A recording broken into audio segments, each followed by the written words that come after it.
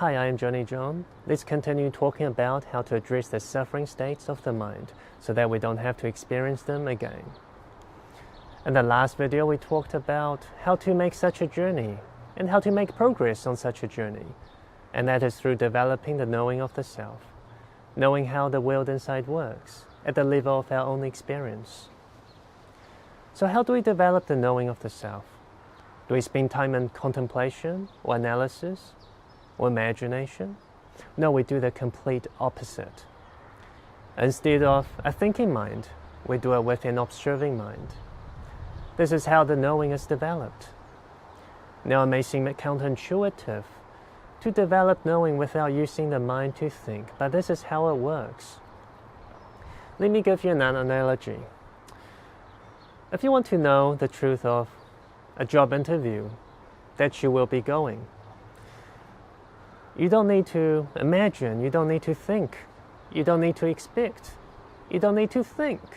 You simply go towards the experience and simply observe what's going to happen, and that's how you know.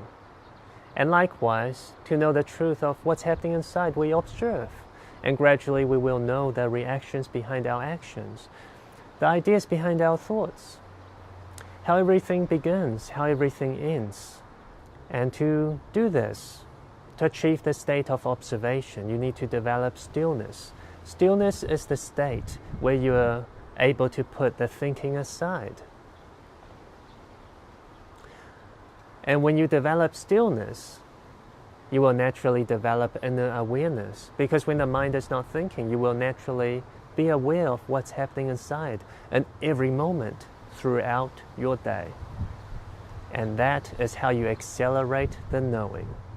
So developing stillness is powerful, but it can seem boring to a chaotic mind. And how many of us have chaotic minds? A mind filled with stress and unfulfilled desires, worries, fears. So the mind will always interrupt and try to convince you to give up every time you try to introduce stillness inside. But overcome it, because it will be worthwhile. Let me share with you a personal experience. When I was young, I used to be hyperactive. I could not sit or stand still in one place at a time. I had to do something while doing something else. I needed to be multitasking all the time. So the first time when I was introduced this idea of stillness, of sitting on the ground doing nothing, meditation, I decided, well, maybe I'll try it.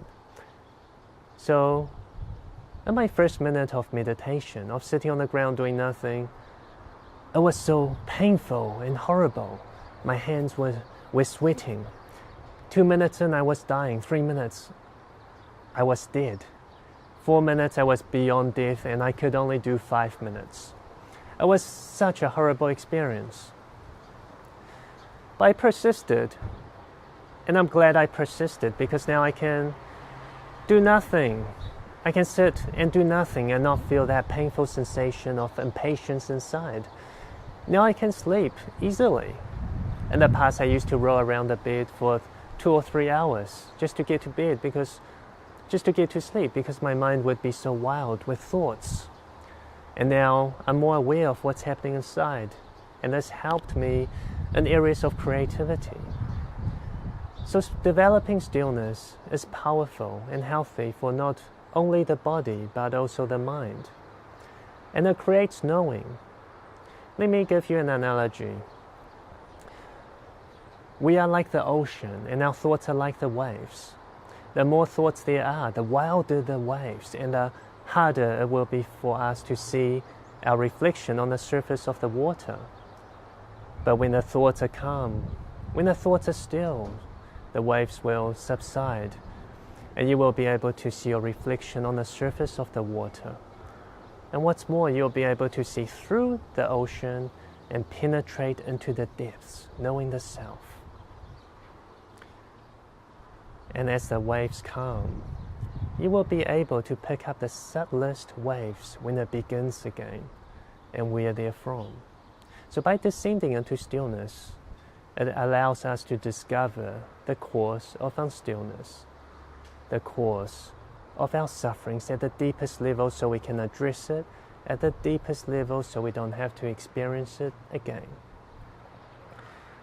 So developing stillness is powerful and marks the beginning of your journey towards addressing your sufferings.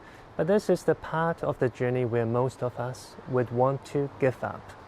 Overcome it. Every time you try to develop stillness, your mind will try to stop you. Overcome it. Just keep overcoming it. Eventually it will surrender as it realizes just how powerful it can be. So in conclusion, stillness is what creates knowing. And as you develop stillness, the knowing gets deeper until you uncover your deepest sufferings. And in the next video, we will talk about what suffering really is and how the suffering experience is really created in the deepest level of the mind.